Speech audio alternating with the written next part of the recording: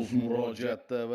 Aholi xonadonlaridagi maishiy chiqindilarni o'z vaqtida olib ketilishi, atrof muhitni ifloslanishini oldini olish maqsadida toza hudud unitar korxonasi tashkil qilinib, xizmat sifatini yaxshilash ko'zda tutilgan edi, ammo ko'rsatumizga murojaat qilgan Toyloq tumani Tallaota mahalla fuqarolar yig'inida yashovchi fuqarolar o'tgan oylar davomida to'lagan pullari ba'zida yo'qligi sababli qarzdorlik yuzaga kelganligini aytishmoqda. Chek bergani yo'q, pulni yig'ib olib ketgan shu tamom. 2 oylik chekimiz bor. Qolgani bermagan. Boshqa cheki. O'sha so'ramadingizmi? Bu onlayn-ku, naqd berish kerakmi deb? Yo'q, onlayn bo'lsa ham pulni yig'ib olib ketganda xotinim bergan pulni. Undan qolganiga chek bergan yo'q. 2 oylik hozir mana shu mart aprelga olganmiz. Chek ber deganingizda nima javob bergan? Ha? Chek ber deganingiz. Mahalladan olasan degan, mahallaga yo'q u chek. Yana bizlarni ko'p o'tkazib ketgan. Aslan necha kishi, qog'ozdan necha kishi?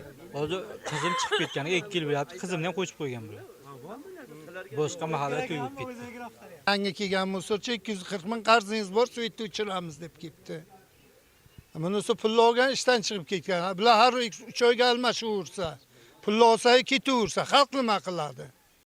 Suhbatdoshlarimizning aytishicha, ular oldingi mahallaga mas'ul bo'lgan ayolga pul berishgan, ammo na kvitansiya bor, na pul olganligi haqida ma'lumotnoma olishmagan. Pulni bergan, hali olgan yo'q. O'sha nazoratchiga bergansizlarmi? Shu kelgan men mahalladan olasizlar degan.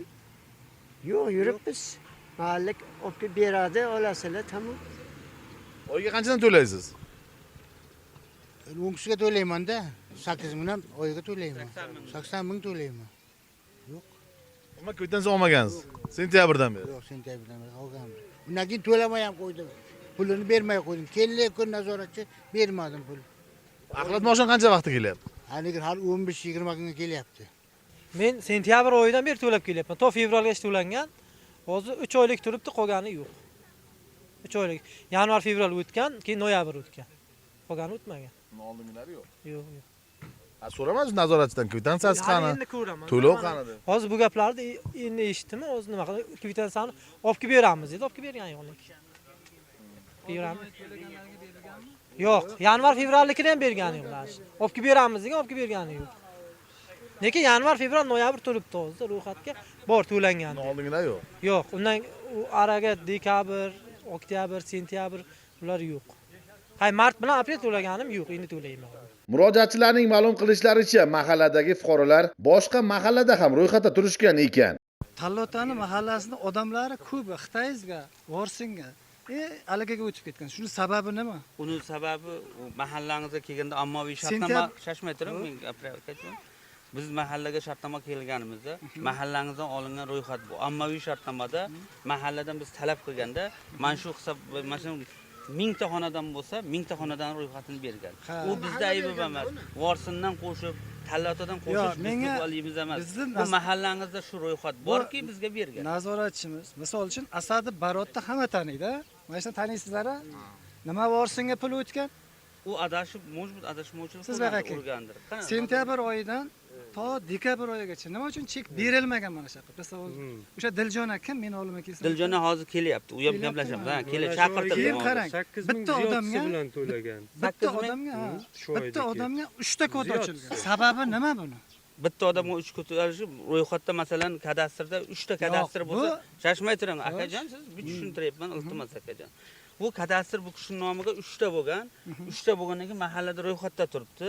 3 ta hisob raqami ochilgan. Uni yozib borish kerak. Mahallaga dalolatnoma borsa, bittasi qoladi. Siz bir nima tushuntira biling-da. Mana shu odam Tallaota fuqaroligini bilaman. Bu odam nima uchun Vorsinga, Xitoyga bu odamni yana oti turibdi. Shuni sababini menga tushuntirib bering. U bizlar qo'shmagan, u mahalladan so'rash. Mahalla qo'shmagan buni. Bu sizlarga berilgan kadastr. Bu ma'lumotingizni biz osmondan olmaymiz. Ya o'zimiz ola olmaymiz. Mana shu mahallaga ommaviyda kelganda berilgan aka bu. Pul olingan, mahalla berilgan aka. Xalqdan pul olingandan keyin necha soat ichiga pul qayta to'lanishi kerak bu. Mahallaga kelib, masalan, nazoratchingizni qarzingiz bor deb ogohlantirib, qo'lingizga hisob raqami berish kerak. Pul berishga hech kimning haqqingiz yo'q. Pul olishga ham haqqi yo'q. Nimaga deganda onlayn to'lab borasiz. Xuddi svet, gaz, suv, chiqindi ham xuddi shunday aka. Onlayn to'lang. Ba'zi bir fuqarolarga esa toza hududdugning bazasida 3 ta hisob raqam ochilganligini aytishmoqda. Shu oyiga nech puldan? 36 mingdan To'lab kelganman har oy. Nazoratchiga. Nazoratchiga. Kvitansiya berganmi shunda? Yo'q, hech nima bergani yo'q. Mana o'tkaramiz, olib kelib beramiz deyishgan kvitansiyani. Hozir qarzdorlik turibdimi endi? Qarzdorlik endi ko'ryapman men. Yo'q. Men shuni ko'rib Shu bugun ko'ryapman endi qarzdorlikni 6 oylik o'tmagan ekan. Fuqarolarning ma'lum qilishlaricha mahallaga ajratilgan yuk avtomashinasining kelish vaqti 15, ba'zida 20 kungacha cho'zilgani sababli chiqindilar yig'ilib qolmoqda ekan. Travgan jalva qo'ydim, 2 oyga bir keldi musor. Alova mashina. 2 oyga uyilib ketdi, berib yubordik. Undan beri hozir kelyapti menimcha. Shu Kimlar muammo bo'lyapti? To'lov qilganda kvitansiya berishyaptimi? nimaga payintga to'layapmiz. Ana kodini olganmiz. Payintga to'layapmiz. Ular boshqa joyga to'lganimiz yo'q. Qanchada bir keldi? To'lov qilish boshlaganingizdan beri. Nimami? Moshinmi? Ha bir marta 2 oyga keldi. Undan beri shu 15 kunga bir kelyapti. Har hafta 3 kun kelaman. Juma, shanba, yakshanba kuni mahalla katta, bir hafta u tomonga ishlayman, Qiyot qishlog'iga ishlayman, bir hafta Manbaga ishlayman. Har 15 kunga to'g'ri keladi bitta ko'chaga. 15 kun oldin kelgan shu mahallaga. Ha, 15 kun oldin kelganman. Mashinam GPS bor, kamerasi bor, tekshirsa bo'ladi. Hamma ko'chaga kirib chiqyapsizmi? Ha, 100% hamma ko'chaga kirib chiqaman. Kirmaygan joyim yo'q, faqat o'rtmaygan musurim bor. Mana bunaqa o'tlarni, tuproqlarni solib qo'yadi odamlar. O'rtmayman shularni. Ular mumkin emas, qonunga ham mumkin emas, boshqa narsaga. Uyingizni oldiga tashib ketishadi. Uyimni oldiga, dashlarga, uyimni oldida o'tadi, men ko'raman. Nevaralarim bilan ko'chaga turaman, endi 1:30. Ha. Chiqindilarni mashinaga berib yuborsang bo'ladi, to'g'rimi? Bo'ladi, ha. Chiqindilarni yig'ib 5000 edi, bir aylanardi bir vaqtida. Har zamon. 5000 pul topolmaydi-ku, xaltalab to'kib, xaltasini taxlab olib keladi. O'tigacha bilaman, ayta olmayman. Haligi shprislar, ignalar taylab keladi. Pamperslar yuvindisi ertalabdan kechgacha, yuvindisigacha. Ko'satog'da yuvindi, tok kechga taylaveradi. Aholining aytishicha, mahalladagi chiqindiga javobgar shaxs almashgan. Shu sababli qarzdorlik kelib chiqmoqda ekan. Diljon opaga to'lov qilgan biza 2 oylik musirdi pulini. Undan keyin nima chek beramiz deganlar, hali chek yo'q. O'zlaridan ham darak yo'q. Bu kishi hay keldilar. Endi hozir nimadan berganlar? Kod berganlar, shunga tashlayapmiz. Lekin undan oldingi to'lov qilganimizga yo'q. Endi uni bilmadim. Hozir hammalarini bergan pullarni chekini vaqtiga urilgan mendiki. Siz kelganingizdan keyin, ha? Hech qaysi mendan nolib yoki chekimni urmading yoki pulim qolib ketdi, u qildi degan hech qaysi fuqaro menga qarshi chiqqan yo'q. Endi odamlar oldin to'laganmi, chek yo'q deb. Ha, oldingisidan kelyapti. Sentyabr, oktyabr, noyabrga to'langan cheklarim yo'q. Qani shu dedi. Keyin u bazasiga kiritilgan ekan. Uni cheklarini misol men martdan ishga kirgan bo'lsam, mart, aprelda cheklarni berganman qo'llariga. Hammasini chekib turibdi. Mart oyiga 100 ming to'ladi. Mahallaga turibdi aka. Kirib ko'rsangiz bo'ladi. Hammaniki turibdi. Kodingizdan kirib ko'rsangiz ham mahallamizga turibdi. Hozir eski qarzdorlik bo'yicha nima deyapti? Eskichilangan. Endi u fuqarolarimiz o'zlariga nima desam ekan uni? Qarzdorlik chiqqanda, to'g'rimi? Chiqqan qarzlar chiqqan. 3 ta 4 ta xonadonga kiryapman. Oldingi sentyabr oyiga to'lov qilganlardikan, 1 2 ta 3 ta xonadonniki chiqdi lekin. Keyin shundan keyin yo'q. Misol men pulga borgan vaqtim ham to'lov qilmayaptilar. Nima oldin to'lov qilganman, urilmagan. Hozir senga ham to'lov qilsam shu urilmaydi deb, to'lov qilmayapti qo'rqqanidan. Men hammasini urib berganman, 100% hammasi minnatdor. Hozir eski nazoratchi nima ish qilyapti? U kishi shaqi boshqa nimaga ishlayaptilar? O'zlaringizdami? Boshqa ketgani yo'q? Yo'q, ishlayaptilar. Shu qarzdorlik chiqyapti, so'raganmisiz? Nima qilgansiz deb? Aytganman. Endi bitta ikkitasi kiritilmagan, ba'zi ishlamay qolgan, noto'g'ri kod bo'lgan deb kiritib beryaptilar. Biz mahallaga taklif qilgan sobiq chilangar esa aholining murojaatlariga quyidagicha javob berdi. To'lov qilganmiz, kvitansiya olganimiz yo'q, qarzdorligimiz chiqyapti deb. Qachon, qaysi vaqtlarda mahallada nazoratchi bo'lgansiz? Men shu mahallaga bizdan texnikamiz avgust oyidan xizmat qilgan. Men shu mahallaga oktyabr, noyabr, dekabr oylari ishlaganman.